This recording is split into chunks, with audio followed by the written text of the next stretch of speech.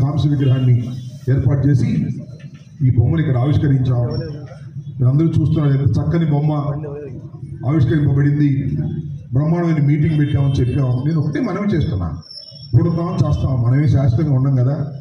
వంగవీటి మోహన్ రంగారావు గారు చనిపోయాడు, ఎన్టీ రామారావు చనిపోయాడు, రాజశేఖర్ గారు చనిపోయాడు, మనం మాత్రం బతుకుంటామా?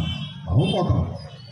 పోయినా ఒక పద్ధతి ప్రకారం, ఒక నీతిగా నిజాయితీగా, ఒక నమ్మకంగా రాజకీయాలు చేయాలనేటువంటి దృక్పథంతో పనిచేయాలి తప్ప ఏ పార్టీలో పడితే ఆ పార్టీలో దూరేసి పదవి వస్తుంది కాజేద్దాం, పదవి వస్తే అనుభవిద్దాం. పదవే శాస్త్రమా? ఏది శాస్త్రం కాదు. ప్రాణమే శాస్త్రం కాబట్టి పదవి శాస్త్రమా? ఒకసారి పదవిలోకి వస్తాం, ఒకసారి పదవిలోకి రాం, అపోజిషన్లో ఉంటాం, ఇబ్బందులు పడతాం. మేము మళ్ళా రాజశేఖర్ గారు చనిపోయిన దగ్గర నుంచి మళ్ళీ శాసనసభ్యుడు అయ్యేంత వరకు ఎన్ని ఇబ్బందులు పడ్డాం. మా మీద ఎన్ని దాడులు చేశారు తెలుగుదేశం వాడు. అన్నీ గెలిచి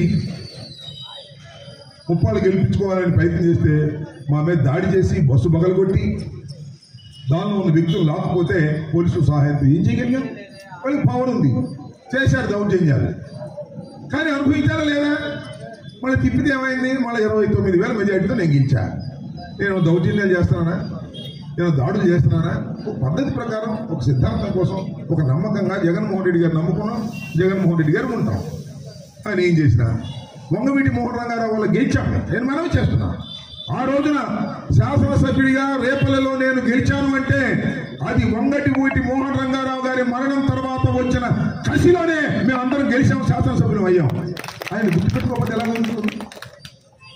ఆయన చంపిన దగ్గరికి వెళ్తాం, నా పదవి అక్కడ కావాలి, ఆయన చంపిన దగ్గరికి వెళ్తాం, ఆయనకి దండలేస్తాం అంటే సమాజం ఎలా సహిస్తుందని అడుగుతా ఉన్నా. ఒక ధర్మం ఉండాలి.